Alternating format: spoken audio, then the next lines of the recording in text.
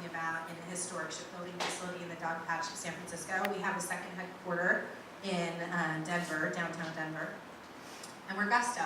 Has anyone heard of Gusto before? Oh, sweet.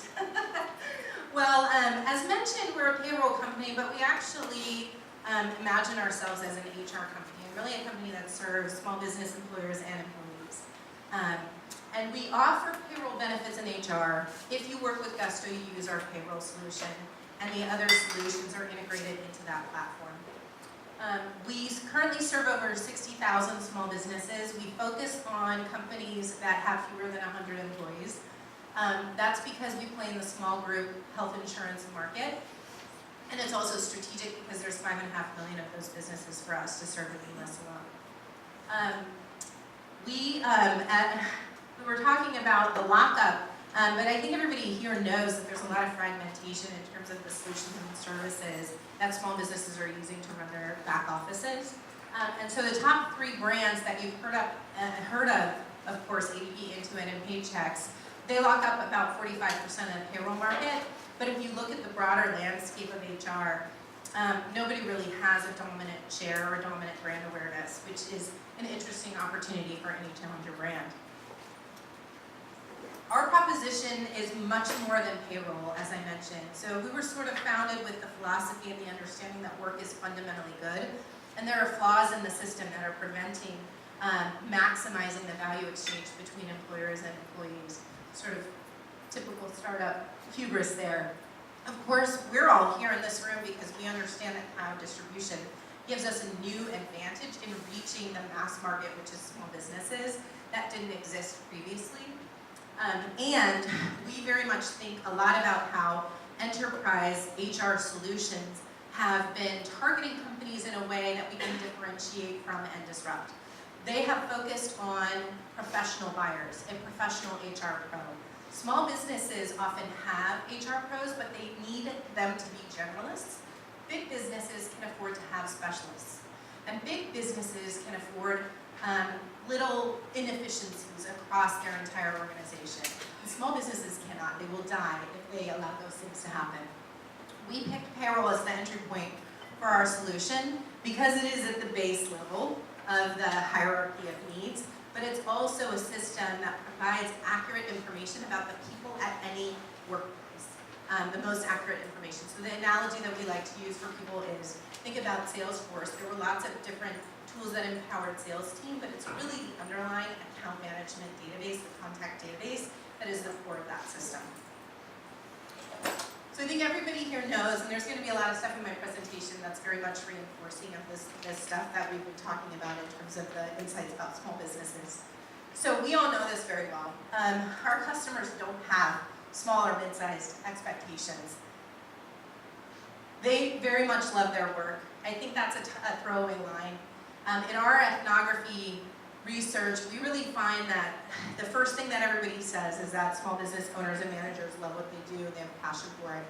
But we actually find that they are sort of compelled to do it. There's almost a sense of destiny and a compulsion to be in the business that they're in, as if it's not even a choice. And to the point where they tell us that if they won the lottery, they would still run their small business. Many of them don't define success the same way we typically do in big companies and enterprise companies.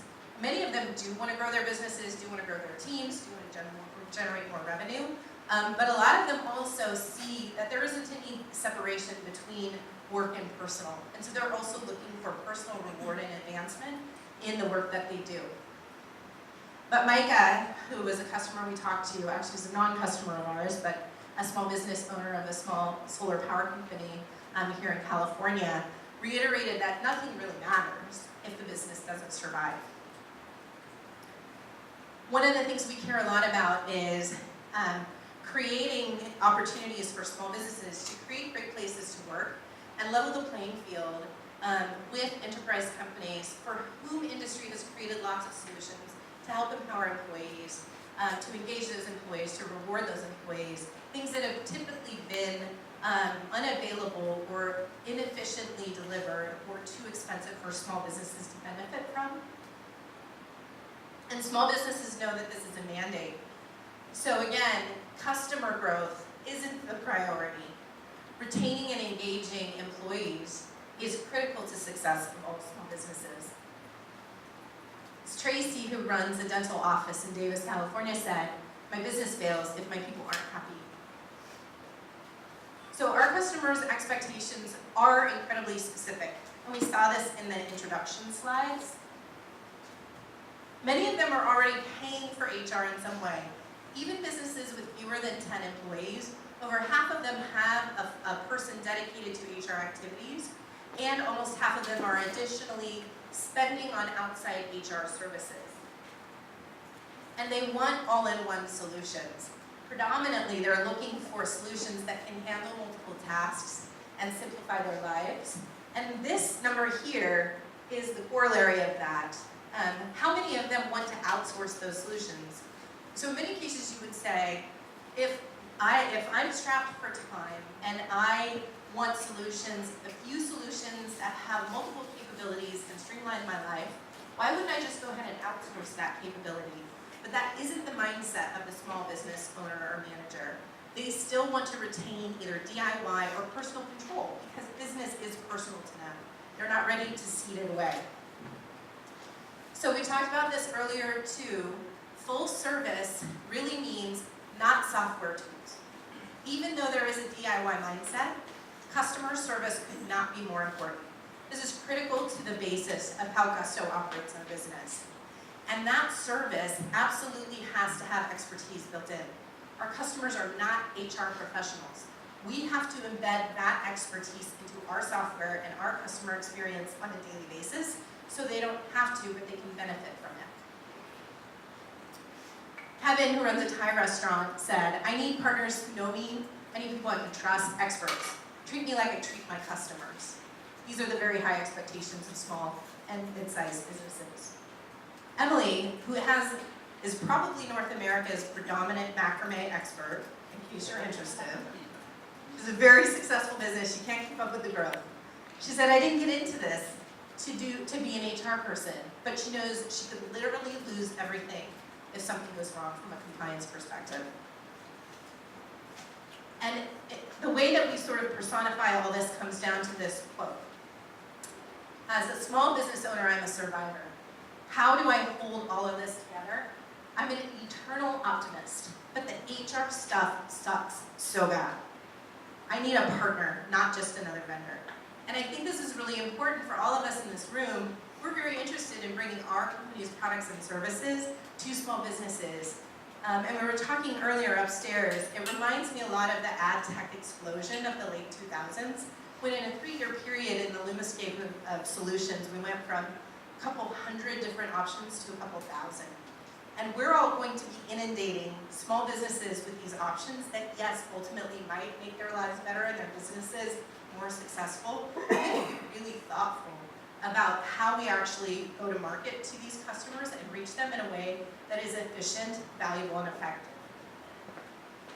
And here's this is from a little bit of our brand research. So in a world where we know that there's specific desires of the market for solutions that we can provide, and we know that there are a ton of companies and vendors sort of going out there and trying to build those products and deliver them to the market. What differentiates one offering and one brand from another? So far, nothing.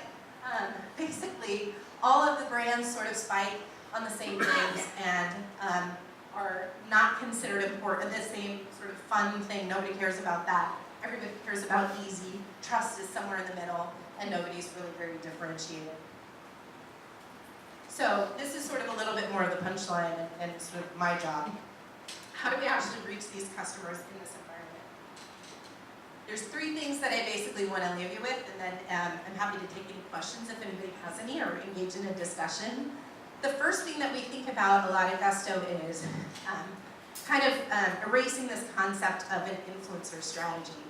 Really what the whole gist of this slide and kind of how we think about going to market with small businesses and building our product is it has to be valuable. Even our marketing strategies embrace the product mindset. And so we don't get enamored with influencer strategies. We just try to support and serve the advisors that support and serve small businesses. And for us, as a result, 1/3 of our revenue is coming through accountants today. The second thing is not to get overstimulated by an SEO or an inbound content strategy. So I'm really passionate about this because when I took my job, we had a certain amount of organic visits on the site. And my boss, who's not a marketer, said, I want you to 10x that in 6 months. HubSpot did it, so can you. And I was like, I probably could, but I think what you really want is awareness and engagement amongst a small business audience that is getting value from us, so eventually they choose us as a provider.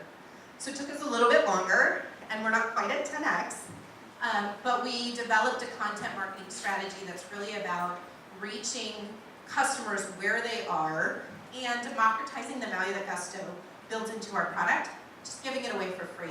So insights that are valuable to small businesses on demand when those issues and questions pop up for them. As a result, even though we're growing our entire business and new customers at high double digits year on year, 2/3 of that is still coming in organically. And then the last thing is not to overthink segmentation or the customer journey. So I think I had a little bit of a cheat and an advantage coming from consumer marketing in that I think in B2B, there's sort of a tendency, and it's probably why sometimes customers find salespeople frustrating or our marketing tactics frustrating.